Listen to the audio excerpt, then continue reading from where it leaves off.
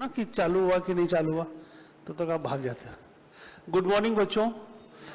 चलिए बेटा, एक बार हम याद दिला देते हैं आपके सिलेबस के बारे में कि जो हम लोग लॉ का सिलेबस पढ़ेंगे उसके अंदर कितने मार्क्स का कौन सा एक्ट आएगा और वो एक्ट के अंदर हमें क्या क्या पढ़ना है, हल्का सा रिव्यू है ना बेटा।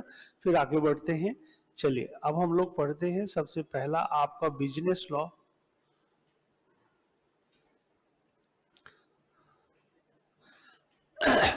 देखो बेटा, बिजनेस लॉ जो है वो 100 मार्क्स का पेपर आएगा।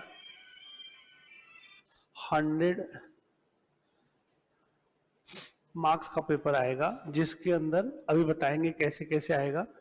पहला जो एक्ट हम लोग को पढ़ना है वो पढ़ना है इंडियन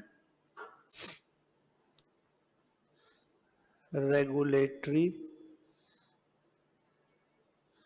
फ्रेमवर्क।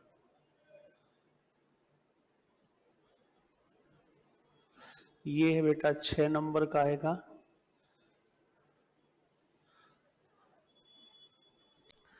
अभी बताते हैं। दूसरा पढ़ना है इंडियन कॉन्ट्रैक्ट एक्ट। ये आपका आएगा 30 से लेकर के 35 मार्क्स का क्वेश्चन पूछा जाएगा। आजा बेटा, जिसके अंदर दो पार्ट होंगे। एक होगा इंडियन जनरल कॉन्ट्रैक्ट एक्ट और एक पार्ट होगा Indian sale of goods act. Sorry, ये क्या लिख दिया, इंडियन स्पेशल एक्ट। लिखो बेटा, फिर बताते हैं।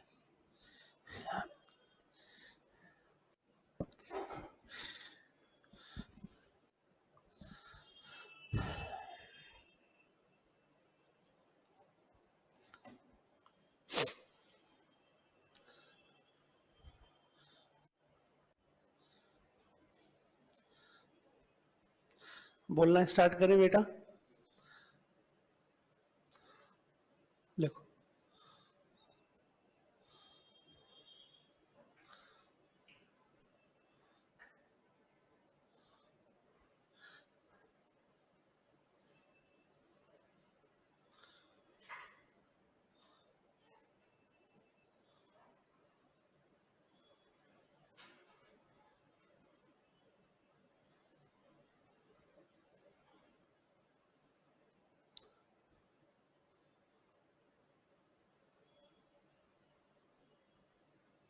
चलिए पहले समझ लेते हैं फिर लिखते हैं, है ना।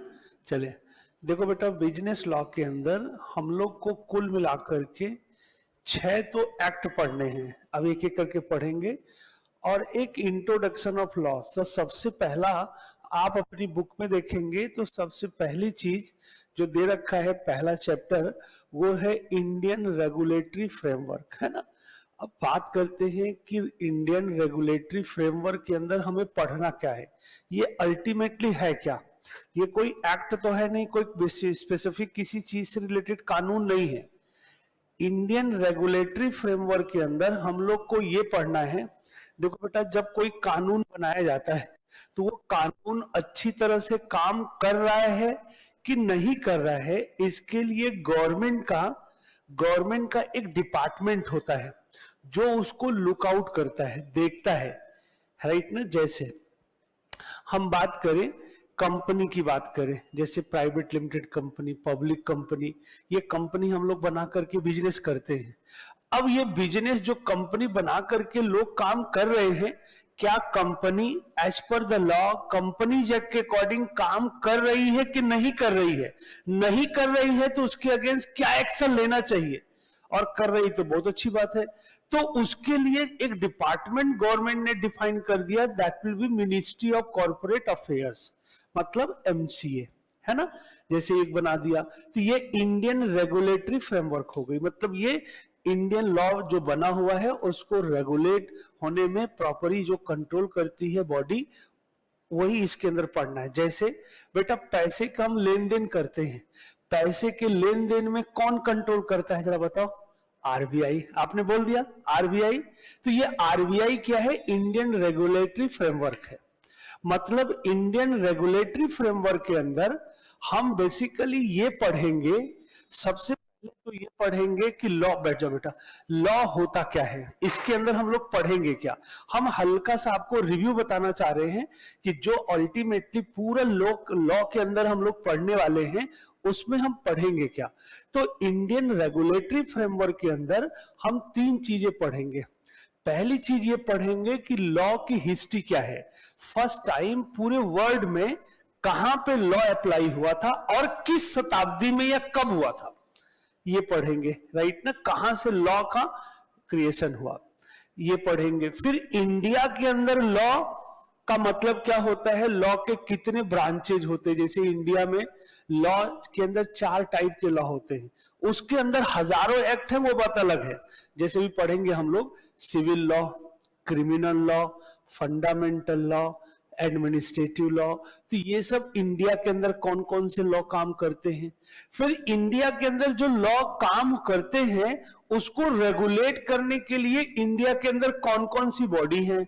जैसे बेटा स्टॉक मार्केट में शेयर है, अब स्टॉक मार्केट में शेयर हमने लिस्ट करा दिया, अब हम स्टॉक मार्केट के थ्रू शेयर खरीदते बेचते हैं ना, तो इसके लिए कौन रेगुलेट करता है? SEBI, security exchange board of India बना हुआ है, और वो देखता है कि भाई खरीदने बेच कंपनी क्या घपला कर रही है ना।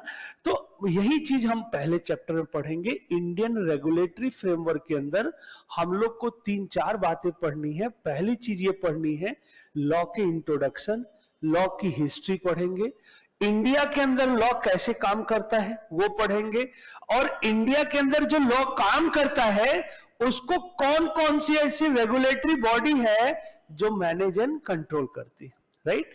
जैसे बेटा फॉरेन से हम लोग पैसा लाते हैं, है ना, या फॉरेन पैसा ले जाते हैं, तो उसके लिए कौन सी रेगुलेटरी बॉडी बनी हुई है?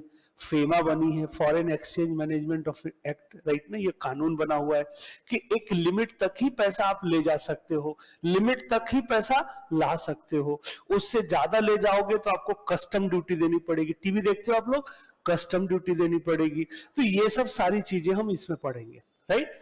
पहला एक्ट हम लोग को पढ़ना है इंडियन रेगुलेटरी फ्रेमवर्क। अब हम दूसरे एक्ट की बात कर लेते हैं। बेटा दूसरा एक्ट हमारा बना हुआ है जो आपको पढ़ना है, देखो ये सबसे ज्यादा वेटेड मार्क्स का यही है बेटा, 100 में 35 मार्क्स का केवल अकेले कौन सा आता है? Indian contract act. अब बात करें इंडियन कॉन्ट्रैक्ट एक्ट क्या है, ये किसके ऊपर लागू होगा? तो इंडियन कॉन्ट्रैक्ट एक्ट जो है वो लेन देन पे लागू होता है। किस पे बेटा? लेन देन। लेन देन का मतलब 3 तरीके से लेन देन हो सकता है। जैसे आप यहां पढ़ने आए हो, एक तो गुड्स से रिलेटेड लेन देन हो सकता है, सर्विस से रिलेटेड लेन देन हो सकता है, और प्रॉपर्टी से रिलेटेड। जैसे बेटा आप यहां पढ़ने आए हो तो हम टॉपर और आपके बीच में जो लेन देन है that will be related to service. अब यहां पे आपको अपना अधिकार मेरे अगेंस्ट जानना है कि इफ हमने आपसे पैसा लेकर के आपका सिलेबस कंप्लीट ना करें और कोई धोखाधड़ी कर दे तो आपका अधिकार मेरे अगेंस्ट क्या होगा ये जानना है, तो कौन सा एक्ट पढ़ना पड़ेगा? Indian contract. या हमें आपके अगेंस्ट हमारा क्या अधिकार है ये जानना है, तो हमें कौन सा एक्ट पढ़ना पड़ेगा? Indian contract. तो समझ गए, इंडियन जो कॉन्ट्रैक्ट एक्ट है इसके अंदर हम लोग क्या पढ़ने वाले हैं? लेन देन। लेन देन से रिलेटेड जो एक दूसरे के अधिकार होते हैं वो अधिकार किस में आते हैं? Indian contract act, right. जैसे आपने आज एडमिशन ले लिया, अब आप क्लासेज स्टार्ट कर लिए, अब इसी दौरान मैं आपके साथ कोई धोखाधड़ी कर दूं तो आपको जानना है कि हमारा अनूप सर के अगेंस्ट क्या अधिकार है, तो आप तुरंत इंडियन कॉन्ट्रैक्ट एक्ट पढ़ के हमारे अगेंस्ट एक्शन ले सकते हैं। चलिए दूसरी बात, जो हम इंडियन कॉन्ट्रैक्ट एक्ट पढ़ेंगे उसके अंदर भी 2 पार्ट होते हैं। इंडियन कॉन्ट्रैक्ट में कितने पार्ट हैं बेटा? 2। एक है इंडियन स्पेशल कॉन्ट्रैक्ट एक्ट और एक क्या है? Indian general contract act. देखो बेटा स्पेशल और जनरल में क्या फर्क है?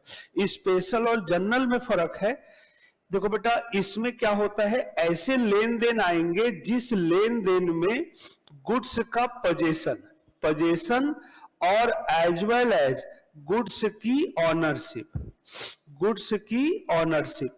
जब ऐसे लेन देन, जिस लेन देन में दोनों चीज कंप्लीट होती है, वो लेन देन को हम किस में दिखाते हैं बेटा, कौन से एक्ट में आता है, जनरल। अभी हम आपको प्रूफ बताएंगे।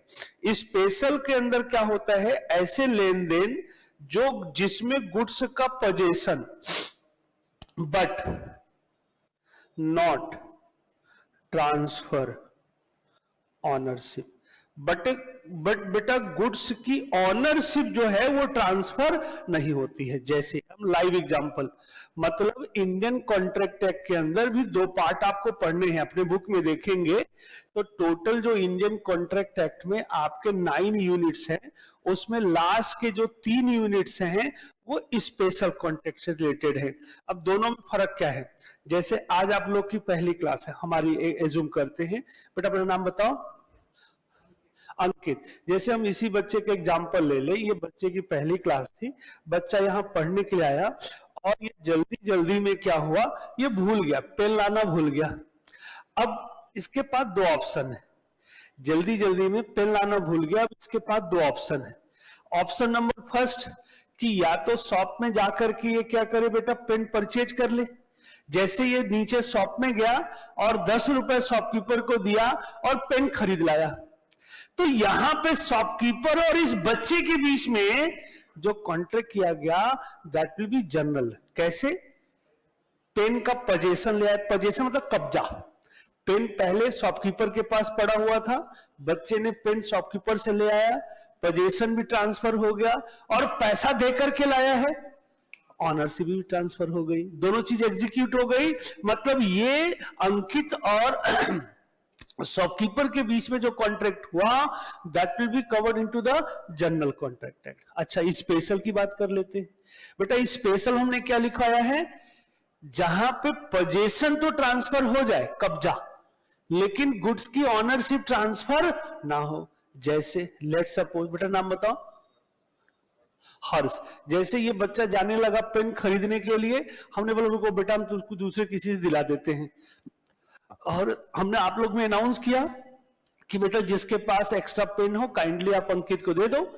हर्ष ने उठा करके अपना पेन, अंकित को एक्स्ट्रा पेन था लिखने के लिए, दे दिया। अब जरा बताओ बेटा, यहां पे गुड्स का पोजेशन तो ट्रांसफर हुआ, हर्ष ने अंकित को पेन लिखने के लिए दिया है, बट क्या ऑनरशिप ट्रांसफर हुई है, क्या क्या बेचा है, क्या पैसा दे के बेचा है, क्या नहीं। जब पर्पज कंप्लीट हो जाएगा तो अंकित क्या कर देगा, पेन वापस कर देगा। तो ये भी तो एक लेन देन है। तो इस लेन देन को हम किस में दिखाते हैं, स्पेशल कॉन्ट्रैक्ट। ओके, अब हम आपसे एक दो क्वेश्चन पूछे, स्पेशल और जनरल में क्या फर्क, जिससे पूछे वही बताएगा। क्लियर। जैसे लेट सपोज ये एसी की बात करें, एसी चल रहा है, ये एसी किराए पे लाया है टॉपर मैनेजमेंट, क्योंकि बेटा इतने ज्यादा इनके बड़े बड़े प्रेमाइसेज हैं कि ज्यादा एसी खरीद करके वो वेस्टेज हो जाता है। क्योंकि अब ये एक एग्जांपल ले रहे हैं, ऐसा है नहीं, मतलब ये एसी किराए पे लाए हैं। अब यही इस एसी की बात करें, टॉपर इंस्टीट्यूट ने क्या किया, ये एसी किराए पे लाया है 4 महीने के लिए, और हर महीने का किराया टॉपर मैनेजमेंट 4000 रुपए देता है। अब ये कहां से लाया है, लेक्स क्रोमा, राइट ना, हम एज्यूम करते हैं क्रोमा सेंटर से। क्रोमा सेंटर एक तो एसी नया भी देता है और किराए पे देता है। टॉपर इंस्टीट्यूट ने 4 महीने के एग्रीमेंट के बेसिस पे ये एसी किराए पे लाए हैं, 4000 रुपए पर मंथ। अब जरा बताओ बेटा कि टॉपर और क्रोमा के बीच में जो ये कॉन्ट्रैक्ट किया गया है, ये कॉन्ट्रैक्ट किस में आएगा, जर्नल में आएगा या स्पेशल में आएगा, बैठ करके स्पेशल में। क्यों बेटा, हाँ बोलो बेटा आप, जनरल में आएगा, क्यों आएगा, हाँ अच्छा, हाँ बोलो बेटा, स्पेशल में आएगा, क्यों बच्चे, अच्छा बोलो बेटा, स्पेशल में, जनरल में आएगा, क्यों बेटा,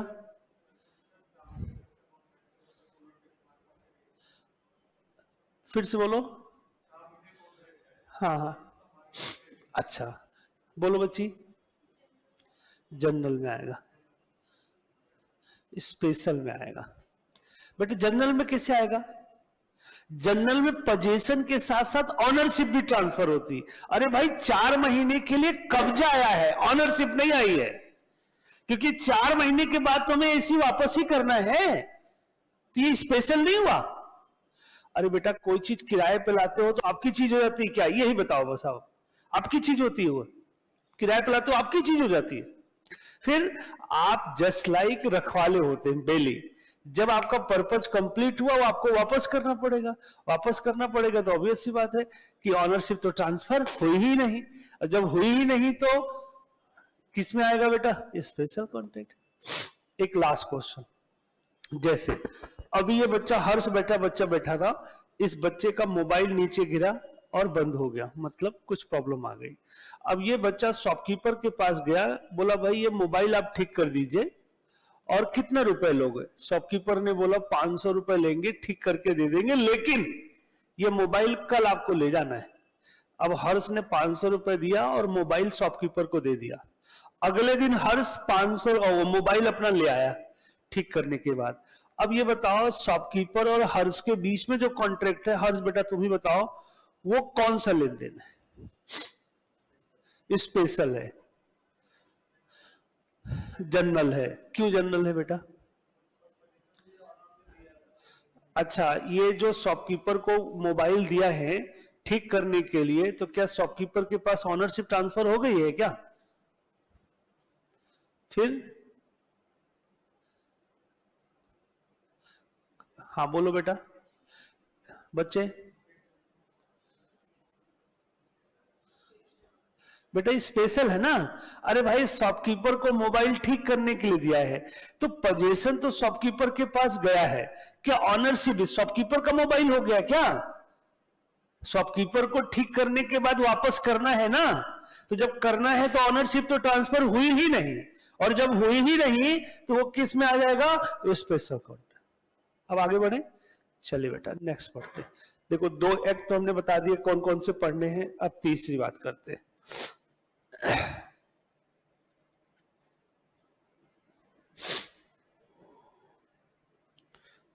Indian sale of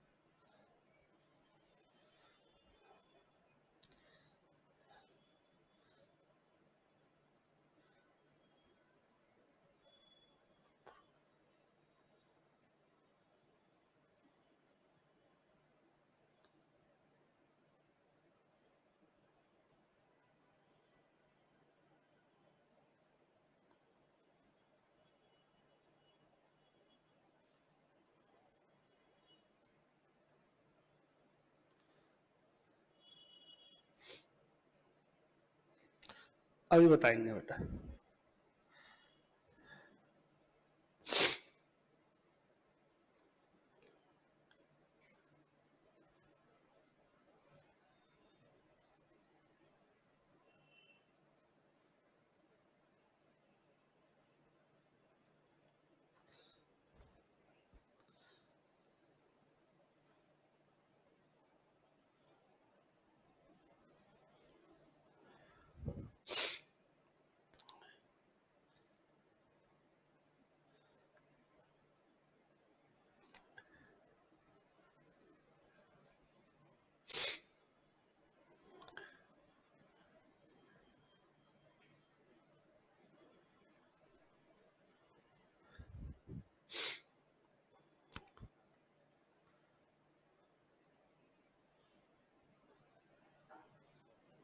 more compliances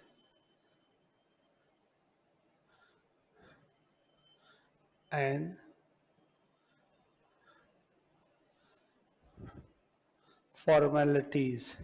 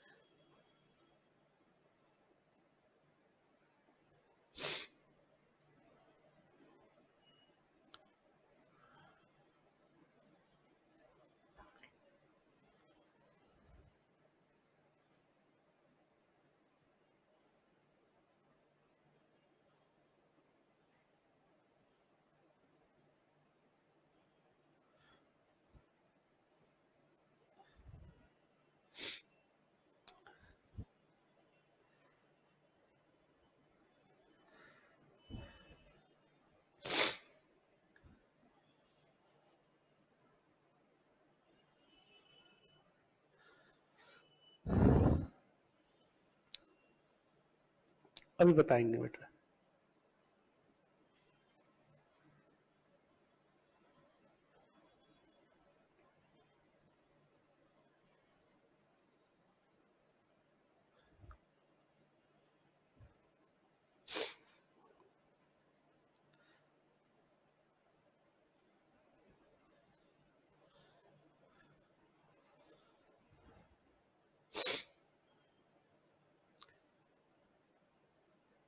fifteen marks लिखो बेटा।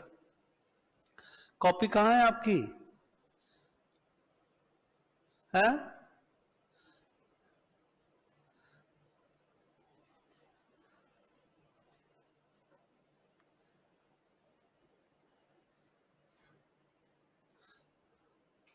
बोलना स्टार्ट करें। ऐसे बैठे हो दोस्त, है ना? पेन कॉपी कुछ भी नहीं। क्या नाम है आपका?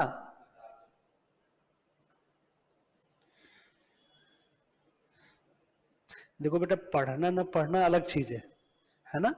लेकिन आपको पता तो चले हमने क्या पढ़ा। चलिए बेटा, अब हम तीसरी बात बताने जा रहे हैं।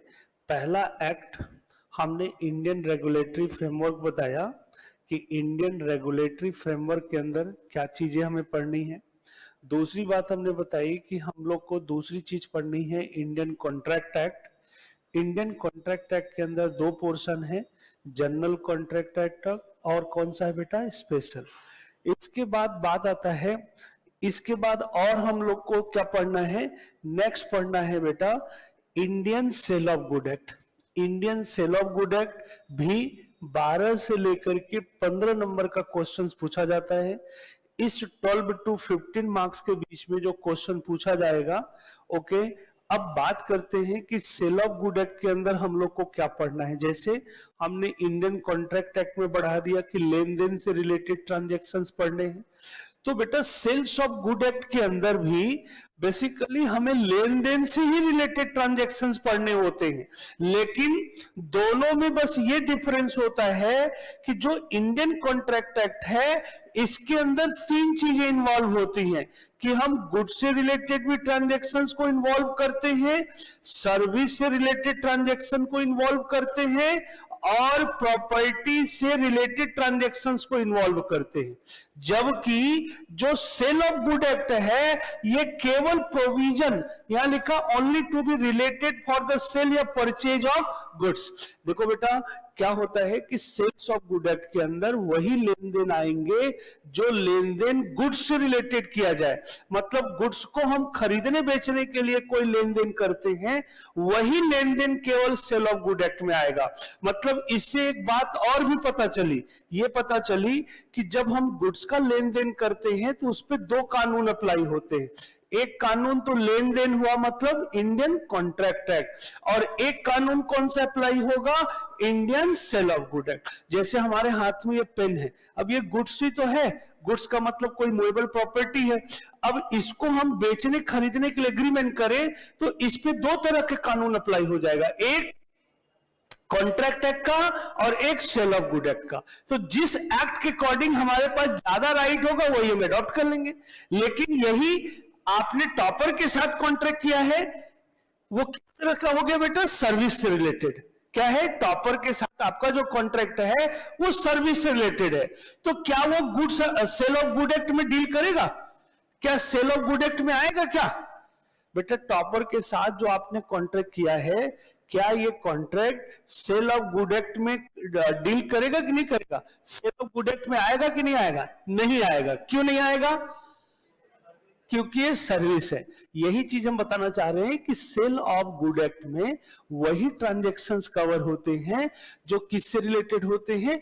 गुड्स से रिलेटेड। क्लियर हो गई बात? अब दूसरी बात करते हैं कि सेल ऑफ गुड एक्ट बना क्यों, क्या रीजन है, क्यों बना? देखो बेटा बनने का रीजन ये है कि जब इंडियन कॉन्ट्रैक्ट एक्ट बना तो बेटा जब कोई कानून बनता है तो उसमें बहुत सारे मेरिट्स और डिमेरिट्स होते हैं। आज भी इंडियन कॉन्ट्रैक्ट एक्ट में डिमेरिट्स ये है कि 5-6 चीजें में, जैसे एक चीज हम बताने जा रहे हैं, गिफ्ट। आप किसी को गिफ्ट देने के लिए प्रॉमिस कर लेते हो तो आप कानूनी रूप से लीगली क्या हो जाते हो? बाउंड हो जाते हो। क्या हो जाते हो, बाउंड। मतलब आप इफ बाद में फ्यूचर में गिफ्ट देने के लिए मना कर दो तो सामने वाला बंदा आपके अगेंस्ट कोर्ट में जा सकता है, लीगल एक्शन लेकर के आपसे पैसा रिकवर। बताओ बेटा ये अच्छी बात है क्या? एज पर सेक्शन 25 में साफ साफ ये लिखा हुआ है कि विदाउट कंसिडरेशन कुछ ऐसे केसेस होते हैं जहां पे पार्टी लीगली क्या होती है, बाउंड, जिसमें कि गिफ्ट भी दिया हुआ है। तो ऐसे बेटा बहुत सारी चीजें इंडियन कॉन्ट्रैक्ट एक्ट में थोड़ी सी गलत है, तो जिसको देखते हुए लॉ ने एक अल्टरनेटिव गुड्स को स्पेशलाइज कर दिया, गुड्स के पोर्शन को हटाया और एक कानून बना दिया गुड्स के सेल परचेज से, और उसमें यह बता दिया कि कोई भी गुड्स है उसका सेल परचेज तो तभी माना जाएगा जब किसके बदले में होगा बेटा, पैसे के बदले। मतलब सेल ऑफ गुड एक्ट में लेन देन तभी वैलिड माना जाएगा, तभी सही माना जाता है जहां पे रिटर्न में हमें क्या मिल रहा है बेटा, पैसा। लेकिन कॉन्ट्रैक्ट एक्ट में ऐसा नहीं है, कुछ वहां पे एक्सेप्शन केसेस है। तो ये सब रीजन है जिसकी वजह से सेल्स ऑफ गुड एक्ट बनाया गया। ओके बेटा, चलिए ये बात भी हमने समझ ली, आगे बढ़े। नेक्स्ट पॉइंट हमने क्या लिखा है जरा देखो बेटा, और कौन सा एक्ट पढ़ना है हम लोग को। चलिए अब हमने दो बातें बताई, अब आप लोग हमें बताओ, सब बच्चे, नॉन कॉमर्स वाला कोई बच्चा है इसमें? चलिए आपको छोड़ करके आप लोग बताओ बेटा, जैसे हमने इंडियन कॉन्ट्रैक्ट एक्ट बताया लेन देन पे अप्लाई होता है, सेल ऑफ गुड एक्ट बताया किस पे अप्लाई होता है, गुड्स के लेन देन पे। अब आप लोग बताओ इंडियन पार्टनरशिप एक्ट किस पे अप्लाई होना चाहिए? हमारा क्वेश्चन है कि पार्टनरशिप जो एक्ट है वो उसका कानून कहां पे अप्लाई होता है, किस जगह अप्लाई होता है? कंपनी में, बिजनेस में। तो कंपनी का रूल कहां फिर अप्लाई होगा? पार्टनरशिप का एक्ट, पार्टनरशिप वर्ड यूज करोगे तो कोई बात ही नहीं है। अरे भाई पार्टनरशिप का जो कानून है वो कहां अप्लाई होगा, किस जगह? तुम्हें यही नहीं पता बेटा, कंपनी एक अलग चीज होती है, पार्टनरशिप एक अलग होती है। चलिए मैं बताता हूं, पार्टनरशिप का कानून एसोसिएशन पे लागू होता है। किस पे लागू होता है? एसोसिएशन। एसोसिएशन का मतलब होता है, मतलब कुल मिलाकर के आपको पार्टनर, हमने ये बताने की कोशिश की कि जैसे पार्टनरशिप का कानून कहां अप्लाई होता है, जैसे एसोसिएशन पे होता है। एसोसिएशन का मतलब ये हुआ, फिर समझ लो, एसोसिएशन का मतलब ये हुआ कि जहां पे दो या दो से ज्यादा लोग मिल करके कोई बिजनेस एक्टिविटी स्टार्ट कर दे, लेकिन आपस में टर्म एंड कंडीशन डिसाइड ना करे, किसका क्या शेयर होगा, किसका क्या प्रॉफिट मतलब राइट होगा, ये ना डिसाइड करे, तो उस एसोसिएशन पे जो कानून अप्लाई होगा, क्योंकि उन्होंने आपस में टर्म एंड कंडीशन तो डिसाइड नहीं किया, तो हम तुरंत कौन सा कानून अप्लाई कर देंगे? पार्टनरशिप। बेसिकली पार्टनरशिप का कानून बनाने का पर्पज क्या था? जब बेटा इंडियन कॉन्ट्रैक्ट एक्ट का कानून बन गया, सेल ऑफ गुड एक्ट का बन गया, तो सबको एक सेफ्टी लगने लगी कि भाई अब मेरा पैसा डूबेगा नहीं, अब हम बिजनेस करें। तो लोग बिजनेस करने लगे, बिजनेस जब करने लगे तो लोगों का प्रॉफिट होने लगा, जब प्रॉफिट होने लगा तो लोग की सोच बढ़ गई कि और हम ज्यादा प्रॉफिट कैसे लगाएं, कैसे कमाएं। तो बेटा ज्यादा प्रॉफिट कमाने के लिए ज्यादा पैसा भी तो लगाना पड़ेगा, और ज्यादा पैसा लगाने के लिए फिर लोग ने क्या किया, एक नया कॉन्सेप्ट स्टार्ट हुआ, एसोसिएशन बना के काम करना। मतलब कुछ लोग मिल करके, अब कुछ लोग मिल करके काम करना तो चालू कर दिए।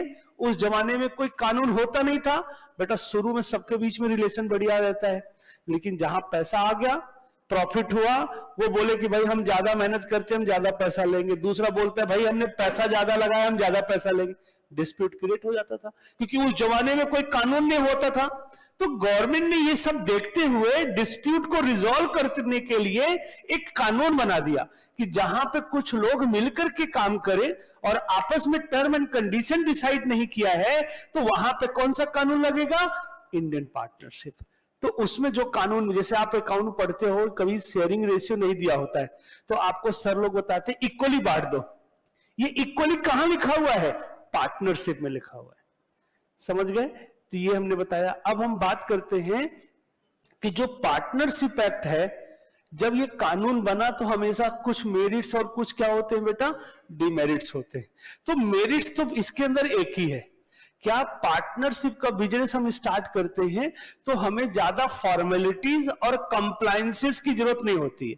अब आप बोलेंगे कंप्लायंसेस क्या होता है, पहले तो ये बताओ बेटा। कंप्लायंसेस का मतलब होता है जब हम कोई बिजनेस स्टार्ट करते हैं तो बिजनेस को प्रॉपर वे में मैनेज एंड कंट्रोल करने के दौरान जो गवर्नमेंट के कानून होते, जो रूल्स रेगुलेशंस होते हैं, उसको फॉलो करना। जैसे बेटा हम बिजनेस करेंगे तो इंप्लॉय रखेंगे, इंप्लॉय रखेंगे तो उनको हमें वेजेस देना पड़ेगा। वेजेस समझते हो ना, वेजेस सैलरी, तो सैलरी एंड वेजेज उतना ही दे सकते हैं, उतना ही देना पड़ेगा, ऐसे वर्ड यूज करो, देना पड़ेगा जो गवर्नमेंट ने मिनिमम वेजेस डिफाइन किया। जैसे दिल्ली के अंदर किसी भी स्टाफ को हम रखेंगे तो 17,550 रुपए देना ही देना पड़ेगा, चाहे हम छोटे इंप्लॉय करें चाहे बड़े रखें। तो इफ हम ऐसा नहीं कर रहे हैं इसका मतलब हम कंप्लायंस को फॉलो नहीं कर रहे। इंप्लॉय काम करेगा उसे ईएसआई देना पड़ेगा, पीएफ देना पड़ेगा, प्रोविडेंट फंड समझते हो ना, बोनस समझते हो, बोनस देना पड़ेगा। ऐसे बहुत सारे रूल रेगुलेशंस फॉलो करने की जरूरत होती है, लेकिन पार्टनरशिप में नहीं। पार्टनरशिप में ज्यादा फॉर्मेलिटीज की हमें जरूरत नहीं पड़ती। एक तो ये फायदा है, लेकिन पार्टनरशिप में घाटा भी है। 3 घाटा है बेटा। पहली बात बताओ क्या है, पहला देखो अपनी कॉपी में क्या लिखा हुआ है, अनलिमिटेड लायबिलिटी। देखो बेटा पार्टनरशिप बनाने में अच्छाई तो ये है कि ज्यादा हमें फॉर्मेलिटी, ज्यादा हमें गवर्नमेंट के कंप्लायंसेस फॉलो करने की जरूरत नहीं होती, लेकिन इसमें डीमेरिट ये है कि जो पार्टनर्स होते हैं उनकी जो लायबिलिटी होती है that will B unlimited, that will B unlimited. Unlimited का मतलब क्या होता है, पार्टनर्स की लायबिलिटी अनलिमिटेड होती है। क्या होता है बोलो बेटा।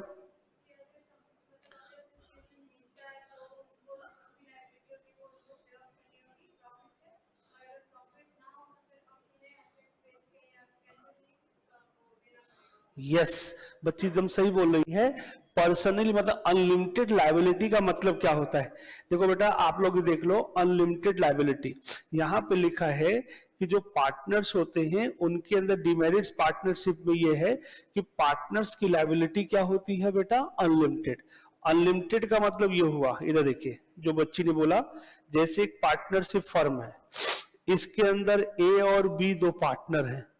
अब इनके कोई डिसीजन लेने की वजह से, इनके डिसीजन की वजह से फर्म के अंदर हैवी लॉस हो गया,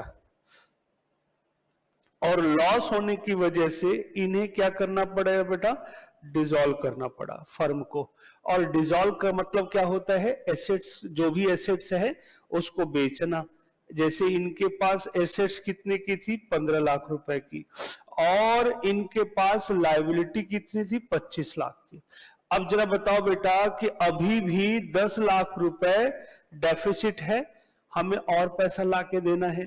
देखो बेटा जब ये पार्टनरशिप का बिजनेस होगा तो ये 10 लाख रुपए के लिए ये जो पार्टनर है they are personally liable. Personally क्या होंगे ये लोग, पर्सनली क्या होंगे बेटा जरा बताओ, लाइबल होंगे। पर्सनली लाइबल का मतलब है कि ये लोग अब 10 लाख रुपए के लिए अपनी घर की प्रॉपर्टी बेचे, जो भी घर में एसी फ्रिज कूलर है, जो भी पर्सनल प्रॉपर्टी है, वाइफ को छोड़ करके घर पे जो भी प्रॉपर्टी है सारी प्रॉपर्टी बेच करके इन्हें पैसा देना पड़ेगा, है ना। इसी को बोलते हैं अनलिमिटेड लायबिलिटी। क्लियर हो गई बात। चलिए दूसरे सौदा मतलब दूसरा घाटे का सौदा क्या है, नो सेपरेट लीगल एंटिटी।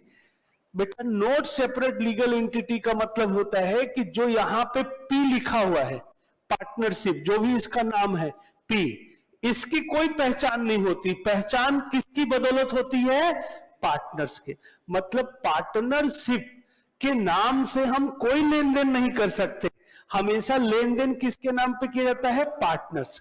मेरा कहने का मतलब लेन देन हमेशा पार्टनर ही अपने नाम से गुड्स खरीद सकता है, बेच सकता है, पार्टनरशिप के नाम से कोई लेन देन नहीं होता। अब जैसे आप एक एग्जांपल ले लेते, जैसे आपने यहाँ पे एडमिशन लिया टॉपर्स में, ये टॉपर इंस्टीट्यूट जहां बैठे हो एक्चुअली ये पार्टनरशिप फर्म है जिसमें बी एंड मिसेज बी, भगवान लाल सर जो ऑनर है यहाँ के, वो और उनकी वाइफ पार्टनर, एकदम लाइव एग्जांपल। अब हम आपसे क्वेश्चन पूछ रहे हैं, टॉपर इंस्टीट्यूट पार्टनरशिप फर्म का नाम है, राइट। जैसे आज आपने एडमिशन लिया टॉपर्स में, आपने 5,000 रुपए दे दिया और आपको काउंटर पे बोला गया कि पहले 1 वीक तक आप डेमो क्लास लीजिए, क्लास समझ में आए देन आप बैलेंस पे करना, अदरवाइज आपकी फीस क्या हो जाएगी, वापस हो जाएगी। ये बात क्लियर हो गई। चलिए, आपने 1 वीक तक क्लास लिया, आप क्लास एडजस्ट नहीं कर पाए, मतलब वो लगा नहीं कि जो लेवल टीचर का होना चाहिए वो वैसा टीचर का लेवल है, मतलब वैसा टीचर का लेवल नहीं था। आप नीचे काउंटर पे गए, आपको बोला कि भाई हमें क्लास समझ में नहीं आई, हमारी फीस वापस कर दीजिए। मैनेजमेंट ने देने से मना कर दिया, मतलब मैनेजमेंट ने फ्रॉड कर दिया, चीट कर दिया। अब आपको लीगल एक्शन लेना है, तो आप जिससे पूछेंगे, आप ये बताओ बेटा कि आप टॉपर इंस्टीट्यूट के अगेंस्ट केस करेंगे या बी एंड मिसेस बी के अगेंस्ट करेंगे? अच्छा, बोलो बेटा। बी के against, B and Mrs B. सोच लो पहले, टॉपर्स इंस्टीट्यूट, टॉपर्स के, yes, B and Mrs B के अगेंस्ट। टॉपर की कोई पहचान ही नहीं है। अभी यही तो हम बता रहे हैं, पार्टनरशिप के नाम से कोई लेन देन हम नहीं कर सकते। जिसकी कोई पहचान ही नहीं है उसके अगेंस्ट हम केस क्या करेंगे? या जैसे आपने पढ़ लिया, आपने फी नहीं दिया, टॉपर आपके अगेंस्ट सूट फाइल करना चाह रहा है, तो क्या टॉपर अपने नाम से करेगा या पार्टनर्स के नाम से करेगा? पार्टनर्स के नाम, क्योंकि जिसकी पहचान है वही लेन देन कर सकता है। जैसे यहां बैठे हो, ये टॉपर इंस्टीट्यूट की बिल्डिंग है, बताओ किसके नाम रजिस्ट्री हुई होगी इसकी? किसके नाम पेपर होगा? ये टॉपर इंस्टीट्यूट के नाम या पार्टनर्स के नाम? पार्टनर्स के नाम। मतलब टॉपर इंस्टीट्यूट बोर्ड दिख रहा है, इसकी कोई पहचान नहीं है। पहचान किसकी गलत होती है? पार्टनर्स की। आगे बढ़े, चलिए बेटा, नेक्स्ट हम लोग को पढ़ना है कंपनी। लिखो,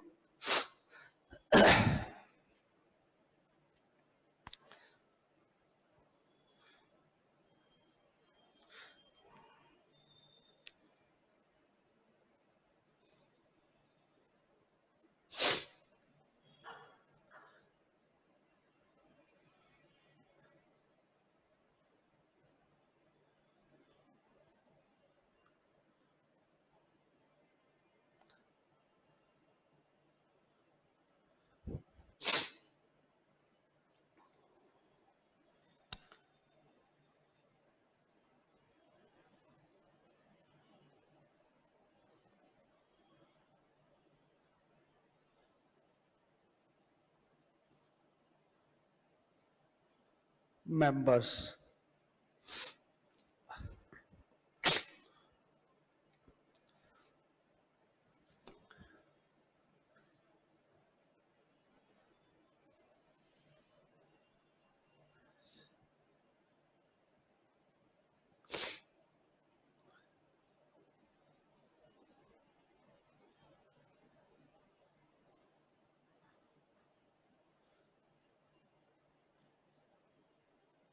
बीओडी मतलब बोर्ड ऑफ डायरेक्टर,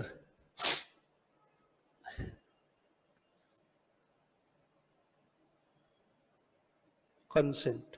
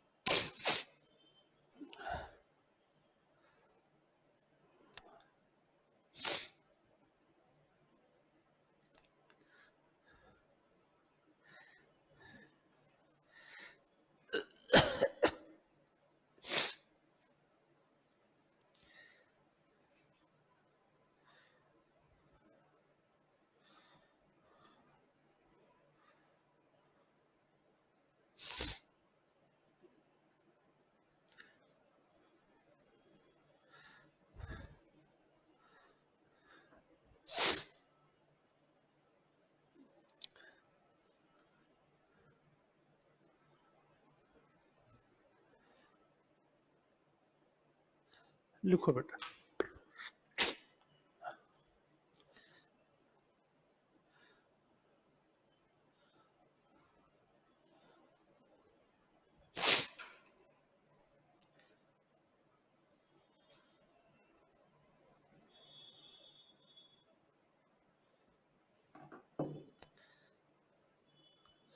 बोलना स्टार्ट करें बेटा।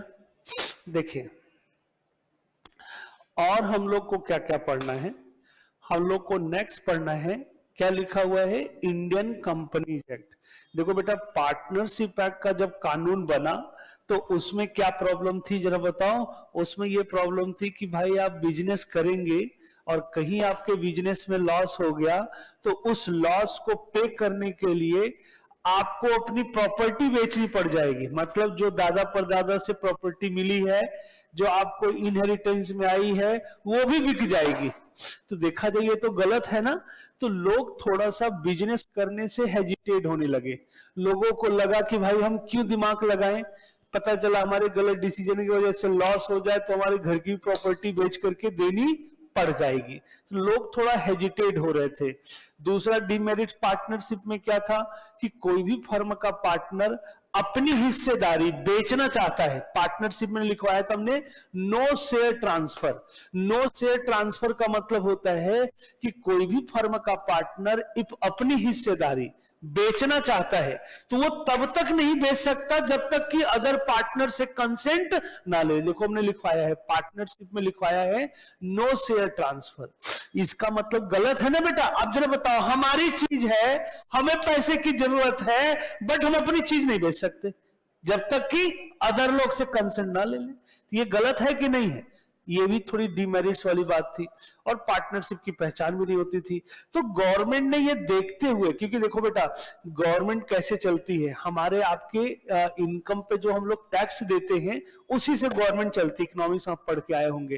तो गवर्नमेंट को लगा कि भाई हम बिजनेस आगे हम सरवाइव कैसे करेंगे, क्योंकि लोग एसोसिएशन जुड़ेंगे नहीं, बिजनेस करेंगे नहीं, प्रॉफिट होगा नहीं, टैक्स देंगे नहीं, तो हमारा काम कैसे चलेगा। तो गवर्नमेंट ने क्या किया, थोड़ा सा उसको एक एडवांस लेवल बना दिया। एडवांस का मतलब है एसोसिएशन पे एक नया कानून बनाया और कानून बनाते समय उसमें प्रोविजन थोड़े सी स्ट्रिक्ट कर दिए। स्ट्रिक्ट का मतलब कठिन कर दिए, हार्ड कर दिए, लेकिन जो वहां पे डीमेरिट्स था वो मेरिट्स में डाल दिया। मतलब एडवांस वर्जन है। देखा जाए पार्टनरशिप का जो कंपनीज एक्ट है ये एक एडवांस वर्जन है। एडवांस वर्जन का मतलब जो पार्टनरशिप में डीमेरिट्स है वो कंपनी में क्या है बेटा, मेरिट्स है। कंपनी के अंदर क्या होता है, कंपनी के अंदर जो मेंबर होते हैं उनकी लायबिलिटी क्या होती है, लिमिटेड होती है। लिमिटेड का मतलब समझते हो ना कि जितना आपने कंपनी का शेयर खरीदा है, इफ उसमें कोई पैसा पेंडिंग है तो उसके लिए आप बाउंड है देने के लिए, बट आप घर से लाकर के पेमेंट नहीं करेंगे। कंपनी के अंदर देखो बेटा, आजकल पता है कि जितना भी लोग फ्रॉड करते हैं सब कंपनी बना के करते हैं। क्यों?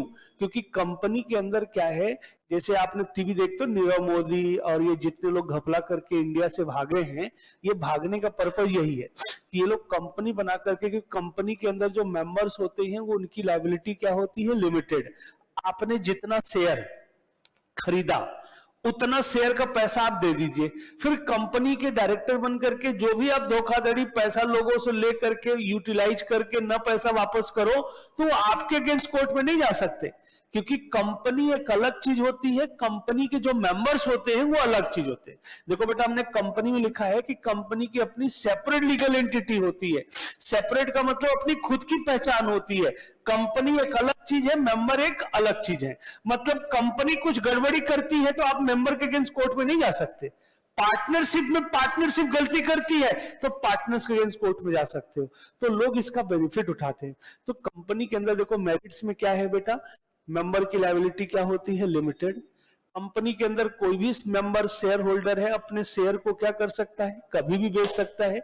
उसे कंपनी के बोर्ड ऑफ डायरेक्टर से अप्रूवल लेने की जरूरत नहीं पड़ेगी। तीसरी चीज, कंपनी की अपनी खुद की पहचान होती है। जैसे हम यही बात कर ले, जहां बैठे हो ये टॉपर क्लासेज प्राइवेट लिमिटेड है। हम क्या वर्ड यूज कर रहे हैं, टॉपर क्लासेज प्राइवेट लिमिटेड की बिल्डिंग है, तो किसके नाम रजिस्ट्री हुई होगी, टॉपर क्लासेस प्राइवेट लिमिटेड। फिर भगवान सर के नाम से नहीं होगी। क्यों? क्योंकि कंपनी की अपनी आपकी खुद की पहचान होती है। जैसे आपने यहाँ पे एडमिशन लिया, ये institute topper classes private limited है, और फिर हमने आपके साथ कोई धोखाधड़ी कर दिया, तो आप भगवान सर के अगेंस्ट नहीं एक्शन ले सकते, बी एन मिसेज मिस के अगेंस्ट नहीं। किसके अगेंस्ट बेटा? Topper classes private limited. अब एक बार पूरा पढ़िए जो अभी आपने पढ़ाया है, फिर आपसे क्वेश्चन पूछते हैं। पढ़ो पूरा पढ़ो आज जो हमने पढ़ाया।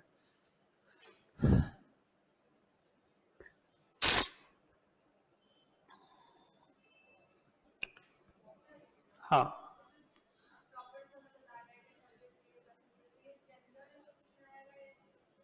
हाँ बेटा, आप बताओ ना, सर्विस है ना ये, तो जनरल में आएगा बेटा, आपका अधिकार है ना। बच्ची ने बोला कि जो सर हमने टॉपर के साथ कॉन्ट्रैक्ट किया है, ये जनरल में आएगा या स्पेसिफिक में आएगा? कॉन्ट्रैक्ट किया जो टॉपर के साथ, ये जनरल में आएगा बेटा। स्पेसिफिक में तो हम क्या करते, किसी पर्पज गुड्स के, मतलब जैसे स्पेसिफिक में क्या आता है, बेलमेंट, गिरवी समझ तो, गिरवी गिरवी आ जाएगा, बेलमेंट आ जाएगा, एजेंसी आ जाएगा। अभी हम आपको पढ़ाएंगे आपको बहुत सारी चीजें।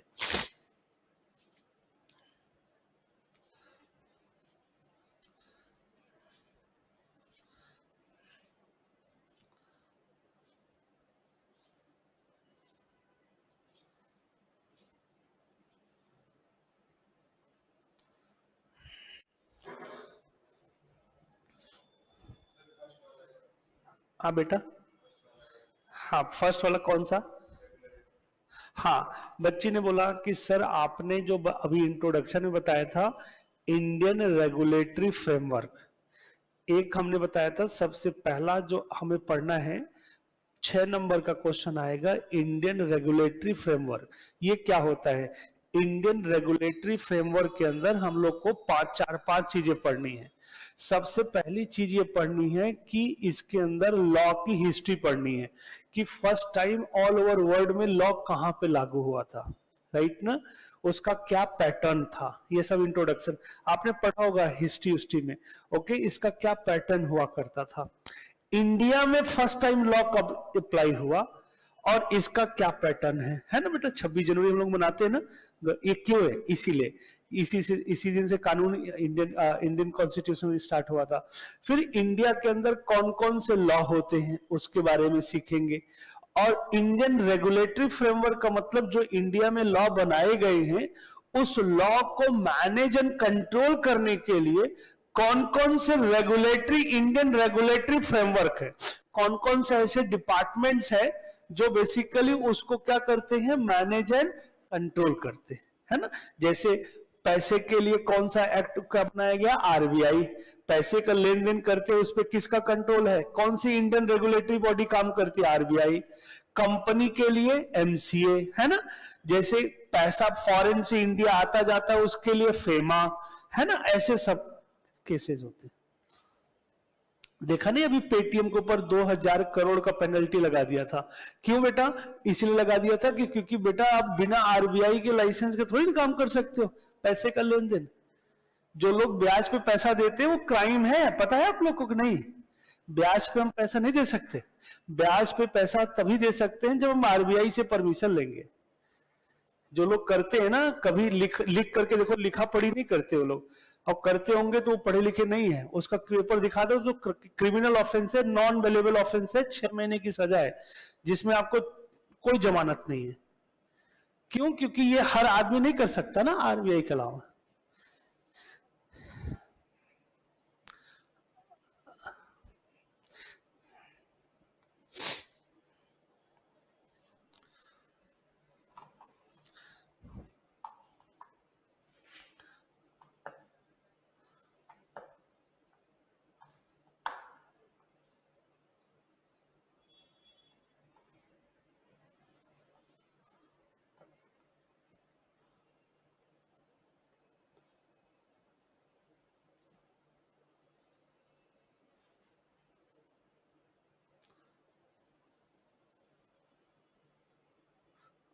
आगे बढ़े बेटा, आगे बढ़े, चले इधर देखिए।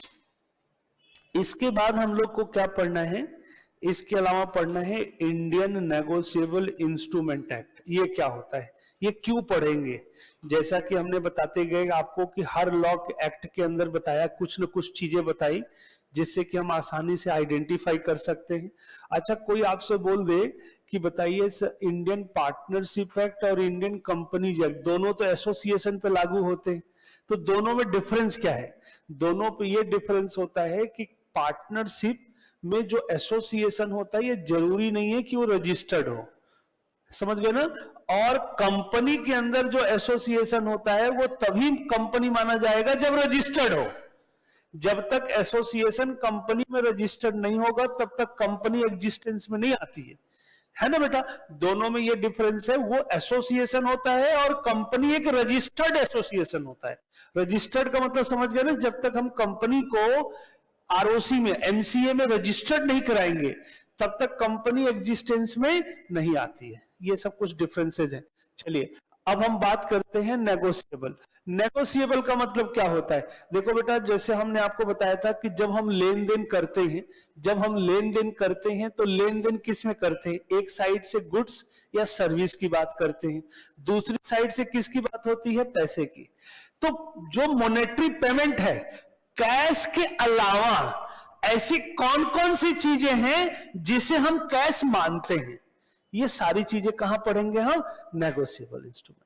मतलब लॉ इसके अंदर हम लोग ये पढ़ेंगे कि जो हम सर्विस दे रहे हैं, जो हम गुड्स दे रहे हैं, उसके बदले में कैश के अलावा और ऐसी कौन कौन सी चीजें होती हैं जिसे हम कैश मानते हैं? Like promissory note, bill of exchange, cheque, है ना बेटा? और बहुत सारी चीजें होती है। पढ़ना तीन ही चीज है और हम आपको बताते हैं। Commercial paper, bill of landing, है ना बेटा? रेलवे रिसीट, ऐसे बहुत सारी चीजें होती हैं जो किसके अंदर आती हैं? Negotiable instrument, right? तो एक एक करके हम लोग पढ़ेंगे। इसके अंदर नेगोशिएबल में छोटा सा एक्ट है, इसके अंदर ओवरऑल हम लोग ये पढ़ेंगे कि कौन कौन सी चीजें होती हैं जो कि कैश ट्रीट की जाती हैं, राइट? चलिए लास्ट हमने क्या लिखा है जरा बताओ बेटा? एलएलपी। अब एलएलपी क्या होती है? Limited liability partnership. बेटा ये क्यों बनाया गया? सबसे पहले तो ये समझ लेते हैं बेटा। पार्टनरशिप एक्ट और जब कंपनीज एक्ट बनाया गया तो उसमें क्या हुआ कि पार्टनरशिप एक्ट और कंपनीज एक्ट में थोड़ा सा डिफरेंस है। देखो बेटा, पार्टनरशिप एक घटिया लेवल है, मतलब गलत हम वर्ड यूज कर रहे हैं। घटिया लेवल का मतलब होता है कि जो पार्टनरशिप है ना, वो डिस्ट्रिक्ट जो क्या बोलते हैं, डिस्ट्रिक्ट जो मजिस्ट्रेट बैठते हैं, एसडीएम, हर डिस्ट्रिक्ट में पार्टनरशिप रजिस्टर्ड होती है और एक नाम की पार्टनरशिप एक से ज्यादा हो सकती पूरे इंडिया में, क्योंकि एक डिस्ट्रिक्ट तक ही उसका पावर होता है। जैसे ये टॉपर इंस्टीट्यूट है ना, इसको हम पार्टनरशिप यहाँ पे ईस्ट दिल्ली, जहां बैठे हुए ईस्ट दिल्ली है बेटा, यहां हमने रजिस्टर्ड करा लिया। यहाँ पे दूसरा कोई बन जाए जाके सेंट्रल दिल्ली में टॉपर इंस्टीट्यूट रजिस्टर्ड करा सकता है पार्टनरशिप, क्योंकि पार्टनरशिप की पहचान घटिया लेवल होती है, मतलब डिस्ट्रिक्ट लेवल पे होती है।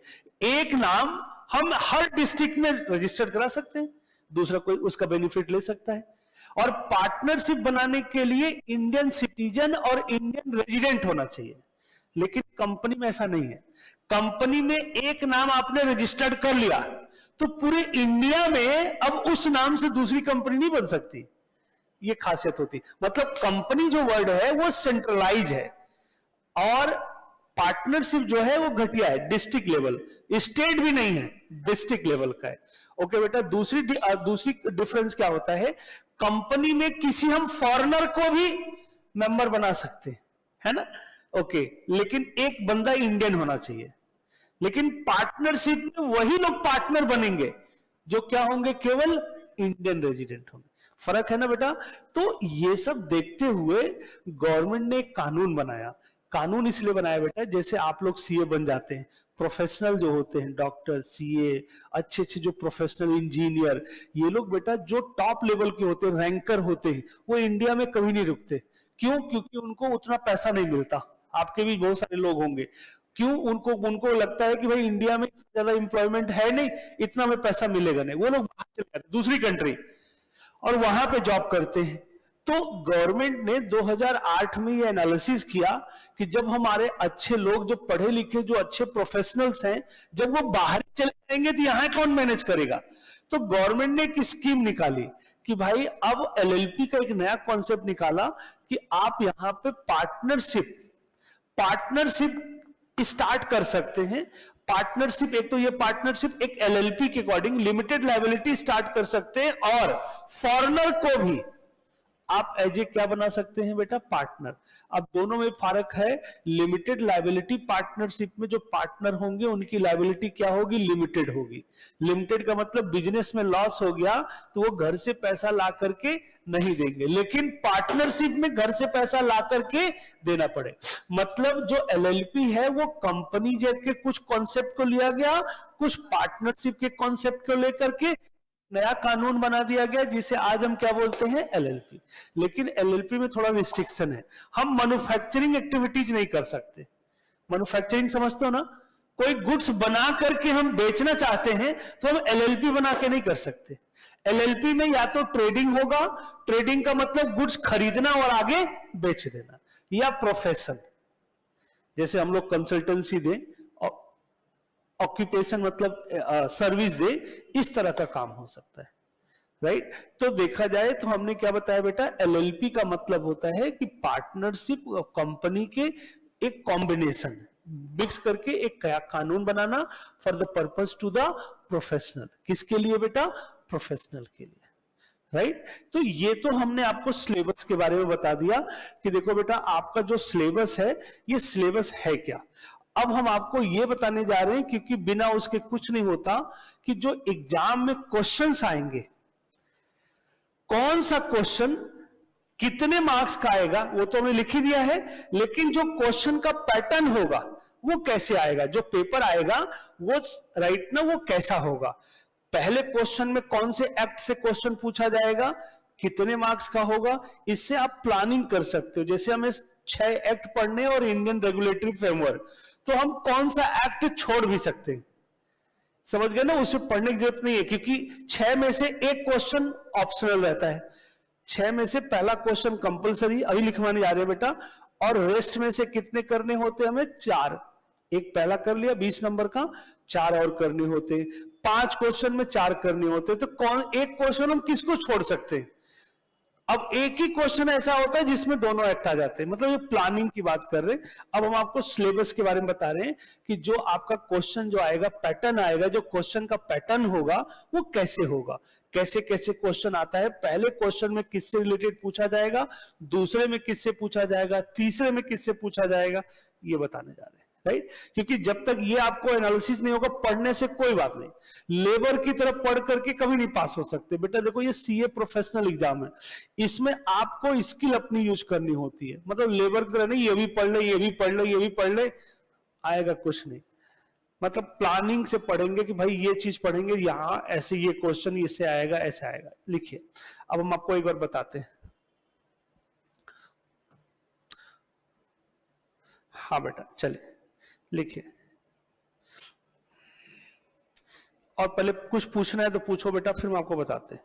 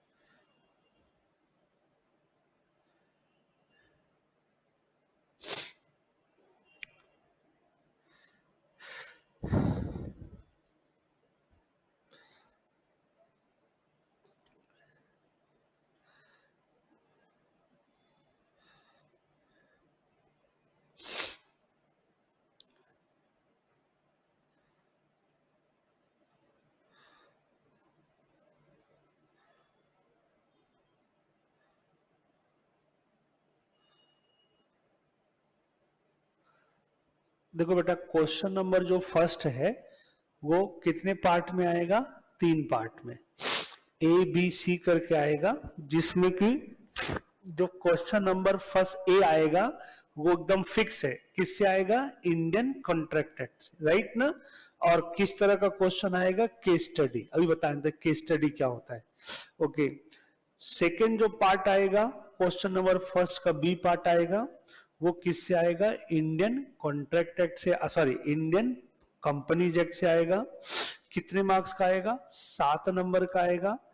क्या पूछा जाएगा इसमें, केस स्टडी, अभी हम आपको सारी चीजें दिखाएंगे। फिर तीसरा जो क्वेश्चन आएगा, पहले ही तीसरा पार्ट जो पूछा जाएगा वो किससे रिलेटेड होगा, इंडियन पार्टनरशिप एक्ट। कितने मार्क्स का क्वेश्चन आएगा बेटा, 6 नंबर का। कैसा क्वेश्चन होगा, डायरेक्ट। डायरेक्ट का मतलब क्या होता है, डायरेक्ट और केस स्टडी क्या होता है, पहले तो ये समझ लेते हैं। डायरेक्ट का मतलब डायरेक्ट जैसे एक्सप्लेन कर देगा, डिफाइन कॉन्ट्रैक्ट या कॉन्ट्रैक्ट के टाइप, है ना, या कॉन्ट्रैक्ट में पार्टी के राइट्स, मतलब ऐसे डायरेक्ट जैसे आप 11th-12th में पढ़ के आते हो ना, वो डायरेक्ट क्वेश्चन हो जाएगा। केस स्टडी में बोलेगा कि जैसे राम श्याम ने, दो लोग ने मिलकर के बिजनेस स्टार्ट किया, राम ने इतना पैसा लगाया, श्याम ने इतना पैसा लगाया, ड्यूरिंग द ईयर प्रॉफिट हुआ, सारा पैसा राम ने ले लिया, तो क्या श्याम का अधिकार है राम के अगेंस्ट पैसा अपना शेयर प्रॉफिट क्लेम करने का। ये क्या हो गया बेटा, केस स्टडी, ऐसे बना करके पूछा जाएगा। समझ गया ना। तो ये हो गया पहला क्वेश्चन। दूसरा क्वेश्चन कैसे आता है, देखो बेटा, question number second,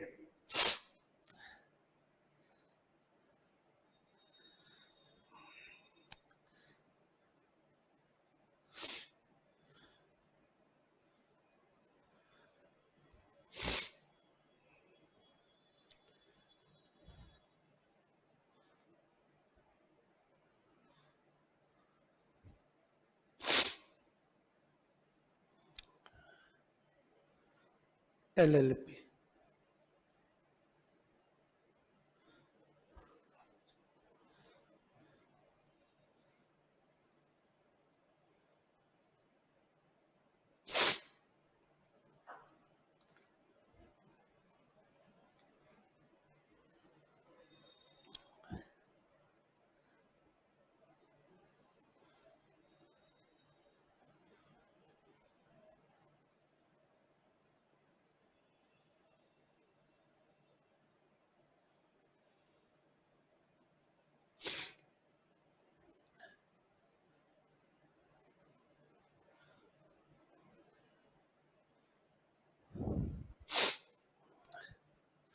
question number second,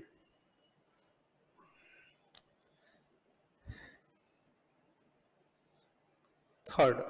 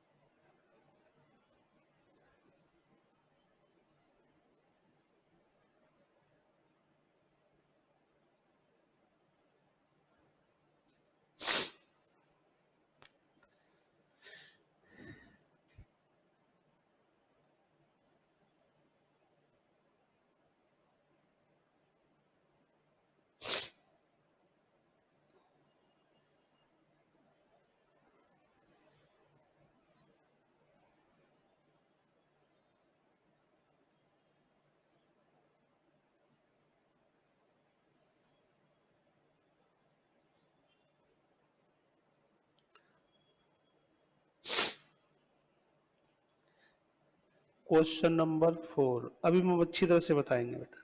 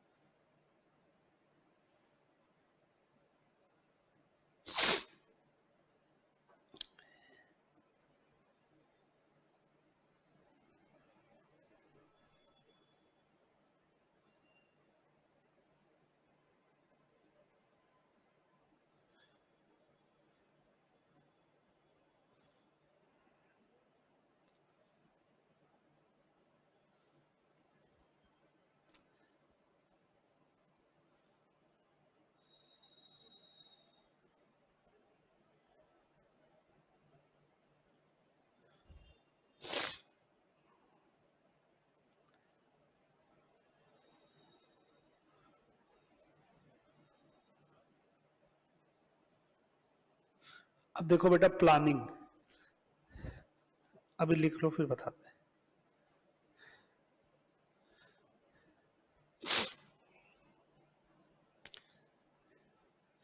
question number 5,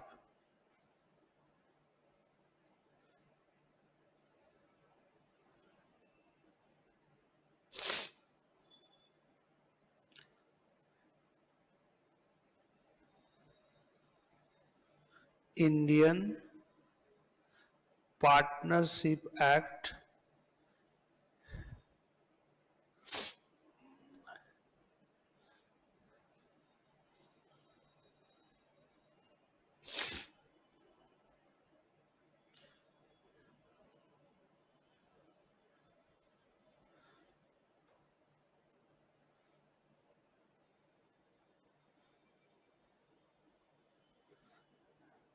बेटा ये गलत नहीं लिख दिया, 7 नंबर आएगा ना।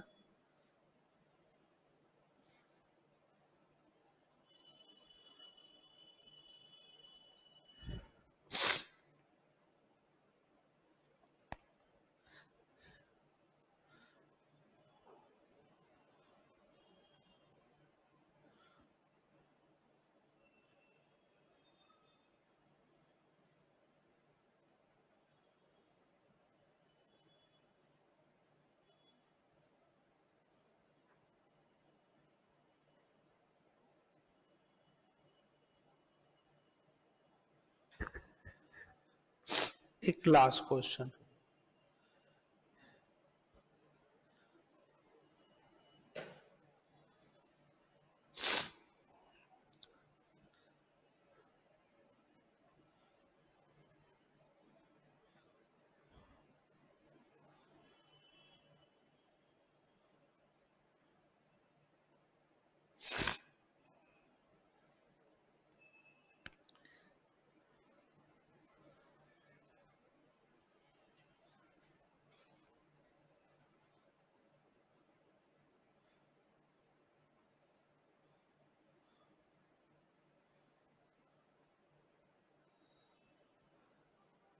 देखो बेटा यहां पे थोड़ा सा क्वेश्चन चेंज हो गया, यहां पे चेंज है, देखो लास्ट में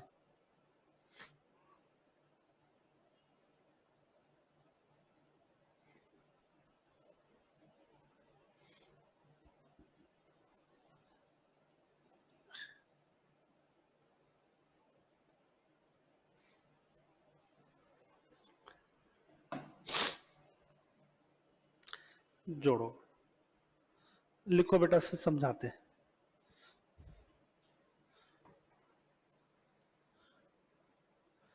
क्योंकि आपको जैसे आपको एकदम इससे क्या होगा क्लियर रहेगा। जरा क्वेश्चन नंबर 4 देखो बेटा, क्वेश्चन नंबर 4 हमें छोड़ने से क्या होगा कि हमारा 2 एक्ट तो अपने आप स्किप हो जाएगा। कैसे? यहां पे आ गया नेगोशिएबल इंस्ट्रूमेंट जो है और इंडियन रेगुलेटरी फ्रेमवर्क एक ही जगह पूछा जा रहा है। किस में पूछा जा रहा है? इधर देखो क्वेश्चन नंबर 4 में, और ये कहीं नहीं होगा। हाँ इसमें है, देखो यहां पे थोड़ा सा। तो आपको एक क्वेश्चन छोड़ना है, तो हमेशा क्वेश्चन नंबर कोशिश करो 4 छोड़ने से आपको इंडियन रेगुलेटरी फ्रेमवर्क पढ़ने की जरूरत नहीं। एक मतलब ऐसा नहीं कि पढ़ना तो देखा जाए सारी चीज पढ़ो, अच्छी बात है, जैसे कम टाइम पे हमें जल्दी रिवीज, तो इंडियन रेगुलेटरी फ्रेमवर्क और नेगोशिएबल इंस्ट्रूमेंट अपने आप वो देखो सारे वहीं पे हैं। बाकी हर क्वेश्चन में Indian partnership contract act, company act, ये तो पढ़ना पड़ेगा। देखो हम आपको प्लानिंग बताना चाह रहे हैं। जैसे हमने बात किया, क्वेश्चन नंबर 1 है इंडियन कॉन्ट्रैक्ट एक्ट पूछा जाएगा, उसके अंदर 3 पार्ट में क्वेश्चन आएगा।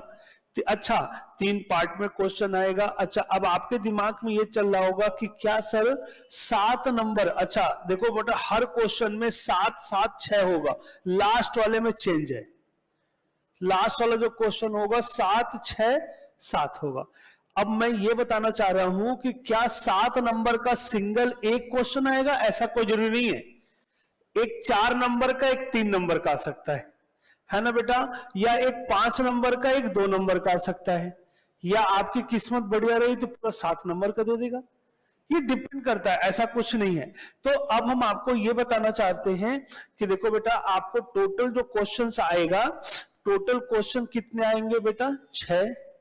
करने कितने होंगे, first question is compulsory 20 marks का, 4 question attempt in rest of the 5 question, 5 जो क्वेश्चन बचे उसमें से ये तो मैंडेटरी है, ये तो करना ही करना है फर्स्ट क्वेश्चन, जिसमें कि Indian contract act, companies act और क्या है बेटा, पार्टनरशिप। चलिए उसके बाद क्वेश्चन नंबर सेकंड में देखा जाए तो क्या है बेटा, सेल ऑफ गुड एक्ट और क्या लिखा है, कंपनीज एक्ट और क्या दे रखा है, एलएलपी। तीनों मिलाकर के ये क्या है, पहला केस स्टडी, डायरेक्ट क्वेश्चन देखा जाए तो आपको एक बात और इसमें लिख लो बेटा, जगह नोट करके आपको याद रहेगा। देखो बेटा, डायरेक्ट जो क्वेश्चन है वो आता है 64 मार्क्स का, और केस स्टडी जो आता है, केस स्टडी ये जो आएगा बेटा, ये 56 मार्क्स का आएगा। टोटल 120 मार्क्स हो गए। ये है पैटर्न, मतलब देखा जाए तो 50-50 का है। जोड़ो जरा बेटा, 120 आएगा ना ये है पैटर्न। एक बार देखो फिर हम आपको समझाते हैं।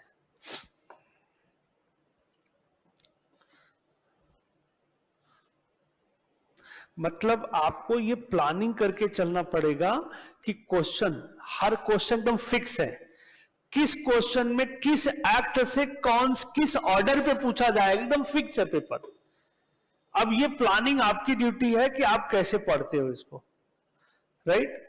तो ये हमने आपको पेपर का स्ट्रक्चर बता दिया कि टोटल 6 क्वेश्चन आएगा। अगली क्लास में आपको पेपर भी दिखा देंगे। टोटल कितने क्वेश्चन है बेटा, 6 क्वेश्चन होते हैं, जिसमें कि फर्स्ट क्वेश्चन कंपलसरी है, 4 क्वेश्चन रिमेनिंग से करने होते हैं। हर क्वेश्चन में कितने पार्ट होंगे बेटा, 3, 7-7-6 का रेशियो रहेगा, लेकिन जो लास्ट क्वेश्चन होगा वो 7-6-7 का रेशियो रहेगा, बाकी सब कुछ सेम है, राइट। तो ये हमने बेसिक चीज बता दिया। अब हल्का सा हम आपको लॉ के बारे में बता देते हैं, लॉ क्या होता है, लॉ के ब्रांचेज, फिर हम क्लास ओवर कर देंगे, राइट।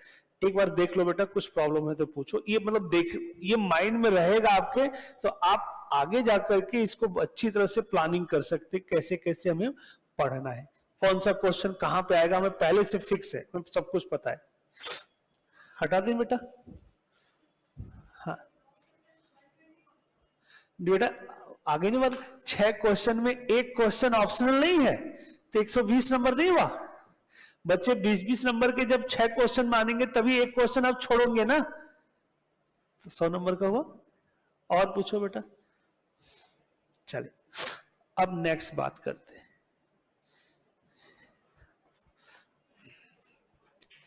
लिखो बेटा, सबसे पहली बात, लॉ क्या होता है।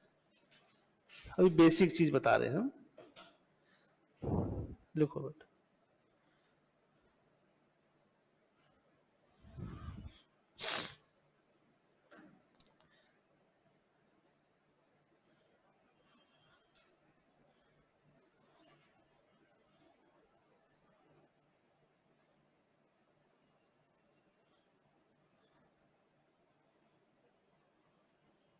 Society,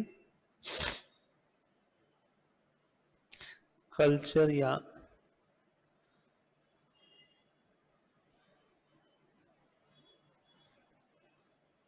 human behaviours,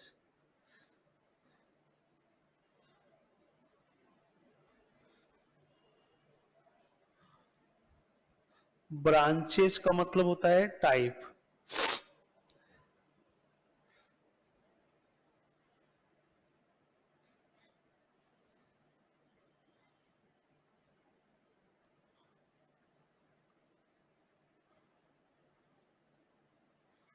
which is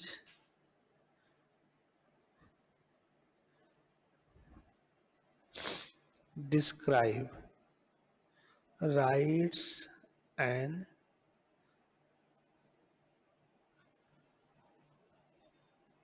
obligation of party या person.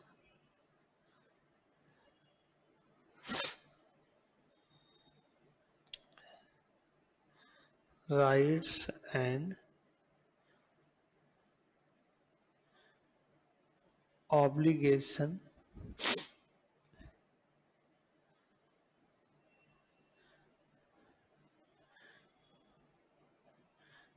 arise in tile transactions.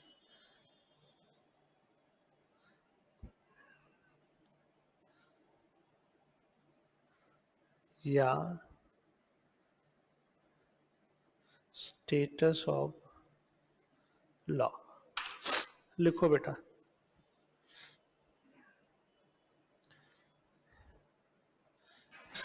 इसको अंडरलाइन कर लेना।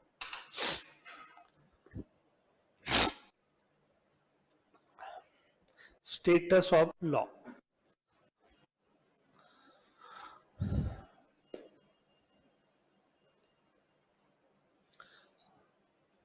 बोले बच्चों? चलिए अब हम लोग नेक्स्ट पॉइंट हल्का सा रिव्यू कर लेते हैं, फिर अगली क्लास में सीखेंगे। बेटा सबसे पहली चीज, लॉ का मतलब क्या होता है। पहले तो अभी हमने आपके सिलेबस के बारे में बताया, पिछले 1.5 घंटे में हमने आपको बताया कि कौन कौन से एक्ट पढ़ने हैं और एक्ट कितने कितने मार्क्स के आएंगे वो बताया, क्वेश्चन जो एग्जाम में आएगा उसका पैटर्न बताया, कैसे हमें प्लानिंग करनी है वो बताया। अब हम लोग लास्ट पॉइंट पढ़ने जा रहे हैं। सबसे पहली चीज, what is the meaning of law. Law का मतलब क्या होता है। तो हमने आपकी बुक में लिखवाया कॉपी में कि लॉ का मतलब set of rules and regulation. इसका मतलब क्या, सेट का मतलब होता है एक ऑर्डर के बेसिस पे रखना, मतलब जहां पे हम रूल्स रेगुलेशन को, नियम कानून को एक ऑर्डर के बेसिस पे रखते हैं, विच गवर्न मतलब जो लुकआउट करे, कंट्रोल करे, मैनेज करे आवर सोसाइटी, जो हमारा समाज, सोसाइटी है, जो हमारा समाज है, उसको अब इंप्रूव करेंगे। आवर सोसाइटी या कल्चर, सभ्यता जो है हमारी, या ह्यूमन बिहेवियर। ओके बेटा, लॉ का मतलब होता है कि ऐसा रूल्स रेगुलेशन, जो रूल्स रेगुलेशन हमारा समाज, हमारी सोसाइटी, हमारा जो कल्चर है, ह्यूमन बिहेवियर है, उसको प्रोटेक्ट करता है, गवर्न करता है, दैट विल बी कॉल्ड, उसी को हम क्या बोलते हैं, लॉ। अब आप बोलेंगे सर पहले हमें तो एग्जाम्पल दीजिए। सोसाइटी, समाज पे क्या रूल क्या है। जैसे बेटा समाज मतलब ऐसा नियम कानून जो समाज को प्रोटेक्ट करता है। जैसे समाज, सोसाइटी की बात करें, आपको पता है बेटा residential area, commercial area. Residential area का मतलब है जहां पे हम बिजनेस एक्टिविटीज कर सकते हैं। कॉमर्शियल एरिया का मतलब क्या होता है बेटा, जहां पे हम सॉरी गलत बोल गए, कॉमर्शियल का मतलब होता है जहां पे हम बिजनेस एक्टिविटीज कर सकते हैं, और रेजिडेंशियल का मतलब जहां पे हम रह सकते हैं। अब जैसे हमारे पास कोई रेजिडेंशियल एरिया में फ्लैट है, ओके, अब वो फ्लैट हमने वाइन शॉप के लिए किराए पे दे दिया। जरा बताओ बेटा ये क्या सोसाइटी के अकॉर्डिंग सही है क्या, इससे सोसाइटी इफेक्टेड होगी कि नहीं। कैसे, जब रेजिडेंशियल एरिया में हम वाइन शॉप के लिए अपना फ्लैट किराए पे देंगे तो इससे ये इफेक्ट होगा कि वहां वाइन की शॉप खुल जाएगी रेजिडेंशियल एरिया में, तो वहां के अगल बगल के लोग अफेक्टेड होंगे। कैसे कि भाई वहां पे कौन जाएगा खरीदने के लिए, शराबी। शराबी समझते हो शराबी कैसा होता है, कोई नाली में पड़ा होगा, कोई गाली दे रहा होगा, कोई लड़ाई कर रहा होगा। इससे बेटा अगल बगल के आप जैसे जो बच्चे हैं वो देख करके इन्फ्लुएंस होंगे, है ना, वो भी गाली सीखेंगे, वो भी बहुत सारी चीजें सीखेंगे। पता चला एक दिन मम्मी पापा से लड़ाई करेंगे, बोलेंगे एक पैक देना 10 रुपए का, 20 रुपए का, जितने का भी आता है। तो बेटा ये गलत है ना, इससे समाज पे फर्क पड़ेगा कि नहीं पड़ेगा। इसी के लिए तो गवर्नमेंट ने एक कानून बना दिया है कि भाई आपको कोई भी कॉमर्शियल एक्टिविटीज करनी है तो आपको कहां पे जाना पड़ेगा, कॉमर्शियल एरिया। जैसे आपको पता है ना, जो भी गुरुद्वारा, मस्जिद, मंदिर, मस्जिद, राइट ना, कोई स्कूल है, उसके देखो 200-300 मीटर तक कोई पान मसाले की दुकान नहीं मिलेगी आपको, कोई वाइन की दुकान नहीं मिलेगी। क्यों, क्योंकि गवर्नमेंट का रूल है कि भाई सोसाइटी को प्रोटेक्ट करने के लिए रूल बना रखा है कि आप इस तरह का काम नहीं कर सकते। कर रहे हो तो पुलिस वाला आएगा, 2 डंडे मार के भगा देगा आपको। समझ गए ना? इसी रूल्स को हम क्या बोलते हैं? लॉ बोलते हैं। जैसे ट्रैफिक की बात करें, अब ट्रैफिक कार से या बाइक से आप जा रहे हो, रेड लाइट हो गई चौराहे पे, तो आप क्या करते हो? रुक जाते हो। जब ग्रीन लाइट होगी तो आप क्या करोगे बेटा? आगे बढ़ोगे। ये क्या है? ये रूल ही तो है, इसी को तो लॉ बोलते हैं। मतलब रूल रेगुलेशन को ही हम लॉ बोलते हैं, जो सोसाइटी, कल्चर, ह्यूमन बिहेवियर को प्रोटेक्ट करता है। जैसे दूसरी बात, कल्चर। कल्चर मतलब जो सभ्यता चलती चली आ रही है। जैसे जो चीज, कल्चर का मतलब जो चीज हमने अपने सीनियर से ऑब्टेन किया है, अपने जूनियर को ट्रांसफर करना। जैसे हम लोग अपने क्या सीखा? अपने माँ बाप की इज्जत करना, माँ बाप बूढ़े हो गए उनकी सेवा करना। तो ये चीज जो हमने रिसीव किया वो आगे फॉरवर्ड करेंगे, है ना बेटा? अब आजकल का पैटर्न क्या हो गया? बच्चे थोड़े सेटल हो गए, माँ बाप बूढ़े हो गए, ले जाकर के आश्रम में बैठा देते। ये कल्चर नहीं है, ये सभ्यता नहीं है, ये नहीं। जिसने अपनी लाइफ भर आपको डिवोट किया और आप जब थोड़े से बड़े हो गए, जब उनका एक्सपेक्टेशन आपके लिए बना कि मेरे बच्चे, तो मतलब बच्चे ने बोला अपना फ्रीडम दिखा, मम्मी पापा को फ्रीडम दिखाने के लिए मेरी फ्रीडम, प्राइवेसी प्रॉब्लम आ रही है, वाइफ को मेरी प्रॉब्लम आ रही है, माँ बाप को वहां रख दिया। अरे ऐसा पैसा कमाने से क्या फायदा? ऐसी नैतिकता बेकार है। जैसा आप कर रहे हैं वैसा आपका बेटा भी आपके साथ करेगा। कल्चर, कल्चर मतलब जो चीज हमने रिसीव किया है अपने पूर्वजों से, वो चीज आगे फॉरवर्ड करना। समझ गए ना? इसमें कोई धोखाधड़ी, कोई गड़बड़ी करता है तो इससे रिलेटेड रूल है, कानून है। ओके, तो इसी को बोलते हैं हम क्या? ऐसे आप किसी को नहीं निकाल सकते हो। अब कल्चर में रूल क्या है? माँ बाप को आप नहीं निकाल सकते हो, लेकिन माँ बाप, ऐसे माँ बाप होते हैं वो चाहते हैं कि चलो हम परेशान रहे, मेरे बच्चे खुश रहे। ये है असली। लेकिन कल्चर, यहां रूल क्या है कि आप चाहो कि टर्मिनेट करना, नहीं निकाल सकते आप, आपके पास कोई कानून नहीं। वो अपने पास है, आपको निकाल सकते हैं।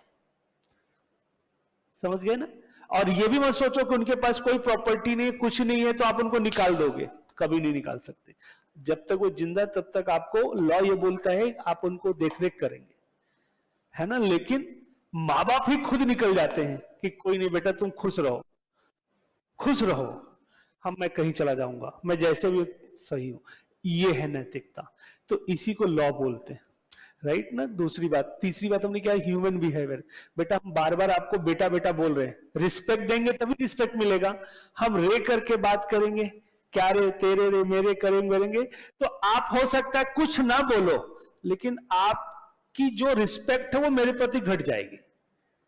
एक दो बार हो सकता है हम रे करके बात करें, आप कुछ ना बोलो, लेकिन 3-4 बार आप रिएक्ट कर दोगे, सर ठीक से तमीज से पढ़ाइए। क्यों? क्योंकि ये सही नहीं है, ये अधिकार है आपका, हमने आपसे फीस लिया पढ़ाने के लिए, हम आप पे डोमिनेट नहीं कर सकते, तू तड़ा करके बात नहीं कर सकते। कर रहे हैं तो आपका अधिकार है मेरे अगेंस्ट कोर्ट में जाने का, केवल 10 रुपए खर्च होगा, आईटीओ में जाके कंप्लेन करोगे, चले जाएंगे हम। तो ये क्या है बेटा? इसी को लॉ बोलते हैं। समझ में आ गया? लॉ का मतलब ने क्या सीखा? ऐसा रूल्स रेगुलेशन जो हमारा समाज है, जो हमारी सोसाइटी है, जो हमारा कल्चर है, उसको प्रोटेक्ट करने में, गवर्न करने में जो नियम कानून हम यूज करते हैं, उसी नियम कानून को हम क्या बोलते हैं बेटा? लॉ बोलते हैं। लॉ के अंदर कितने टाइप के लॉ होते हैं? 4। इंडिया में कितने लॉ हैं? 4। आज हम एक ही पढ़ाएंगे क्योंकि टाइम ओवर हो जाएगा। पहला कौन सा लॉ है जरा बताओ बेटा? देखो, सिविल लॉ। अब आपसे कोई बोलता है सिविल लॉ क्या होता है, तो बेटा सिविल लॉ का मतलब हमने बताया, ऐसा कानून जो डिस्क्राइब करता है किसी भी पर्सन के अधिकार और ऑब्लिगेशन को। ऐसा कानून जो किसी पर्सन के राइट और ऑब्लिगेशन, राइट का मतलब अधिकार, ऑब्लिगेशन का मतलब रिस्पॉन्सिबिलिटी, लायबिलिटी को डिस्क्राइब करे, वो उस लॉ को हम क्या बोलते हैं? Civil law. जैसे आप यहां पढ़ने के लिए आए हो बेटा, देखा जाए हमारे आपके बीच में लेन देन हुआ है, लेन देन हुआ है ना? अब लेन देन में आपने क्या प्रॉमिस किया जरा बताओ बेटा? फी के लिए। मैंने क्या प्रॉमिस किया आपसे? सर्विस के लिए। सर्विस के लिए ना, मतलब जो मैंने प्रॉमिस किया है वो हमारे लिए ऑब्लिगेशन है, आपके लिए राइट्स है। इफ मैं पढ़ाऊंगा नहीं तो आप मेरे अगेंस्ट कोर्ट में जा सकते हो, और आपने फी के लिए प्रॉमिस किया है, ये आपके लिए ऑब्लिगेशन है, मेरे लिए क्या है? राइट्स। तो जिस लेन देन में राइट्स एंड ऑब्लिगेशंस क्रिएट होगा, उसी लेन देन को हम क्या, उस लेन देन कौन सा लॉ बोलते हैं हम, सिविल लॉ। देखो हमने बताया है सिविल लॉ का मतलब जो राइट्स एंड ऑब्लिगेशन को डिस्क्राइब करे। अच्छा बेटा एक बात और बताना चाह रहे हैं कि राइट्स एंड ऑब्लिगेशन ये जरूरी नहीं कि लेन देन में ही अप्लाई हो। हमने लिखवाया देखो राइट्स एंड ऑब्लिगेशन दो तरीके से क्रिएट होता है। एक है मर्केंटाइल ट्रांजेक्शन, मर्केंटाइल ट्रांजेक्शन का मतलब लेन देन जो भी प्रूव किया, और एक हमने लिखवाया है स्टेटस ऑफ लॉ। देखो बेटा लिखा है। अब स्टेटस ऑफ लॉ क्या होता है? स्टेटस ऑफ लॉ का मतलब जो अधिकार आपको इनहेरिटेंस में मिलता है। इनहेरिटेंस का मतलब उत्तराधिकारी। जैसे बेटा फादर की डेथ हो जाए तो फादर की जो संपत्ति है वो सारे बच्चों में इक्वल राइट्स होता है, चाहे बेटा हो या बेटी हो। वैसे हम लोग इंडियन में ऐसा कल्चर है कि फादर की संपत्ति पे केवल बेटा क्लेम कर लेता है, बट ऐसा नहीं है। सिविल लॉ ये बोलता है जितना अधिकार बेटे का होता है उतना ही अधिकार बेटी का होता है, बट बेटी क्लेम नहीं करती है। ओके, नैतिकता के कारण कि भाई उसकी शादी हो गई, वो अपने दुनिया में लग गई, वो क्लेम नहीं करती, लेकिन वो अपने पे आ जाए तो जो उसके फादर ने प्रॉपर्टी बना रखी है उस पर इक्वल शेयर ले सकती जितना बेटे लेते हैं, उसको पूरा अधिकार है। ये स्टेटस है, इसी को हम भड़काने नहीं, मतलब हम आपको एक लॉ बता रहे हैं कि एक अधिकार की बात हो रही है कि सिविल लॉ, इसको मतलब सिविल लॉ बोलते हैं जहां पे राइट्स इनहेरिटेंस में क्रिएट हो। स्टेटस, स्टेटस का मतलब ऑटोमेटिकली आपका अधिकार क्रिएट होता है। ओके बेटा एक बार पूरा पढ़िए फिर हम क्लास ओवर कर देते हैं। पूरा पढ़िए। अभी अभी हमने एक पोर्शन बताया आपको।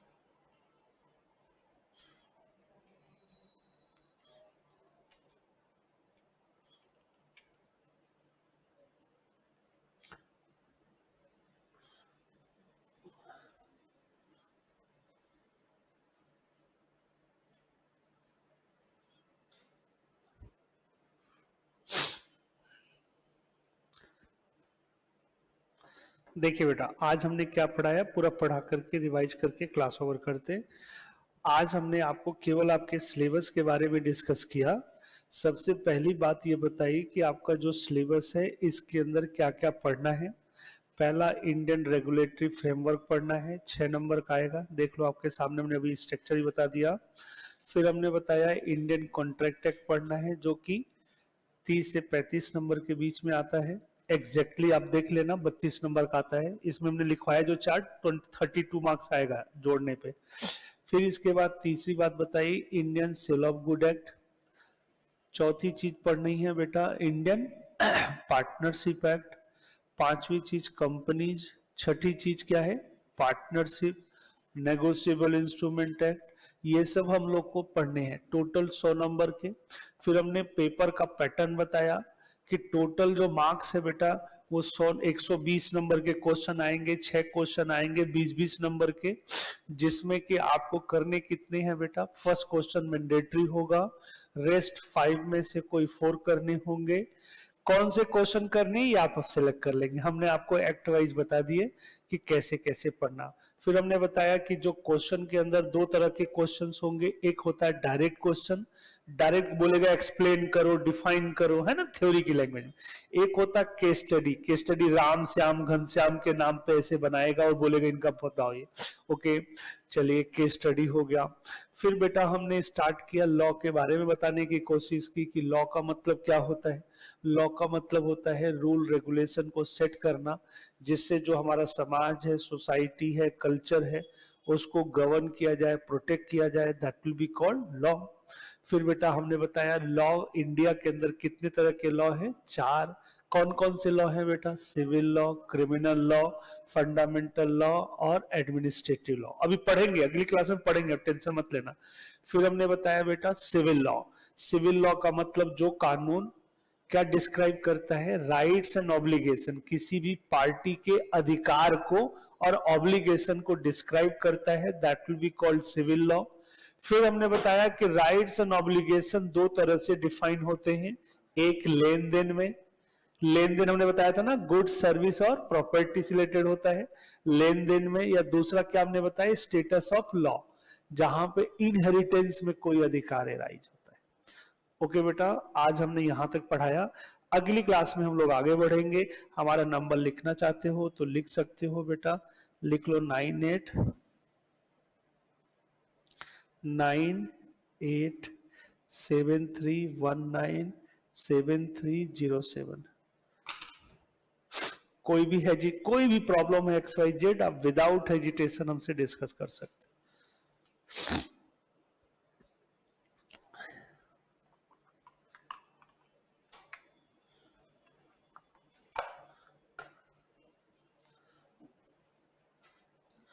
ओके बेटा, और किसी मन में कुछ चल रहा हो तो पूछो, फिर मैं क्लास ओवर करता हूं।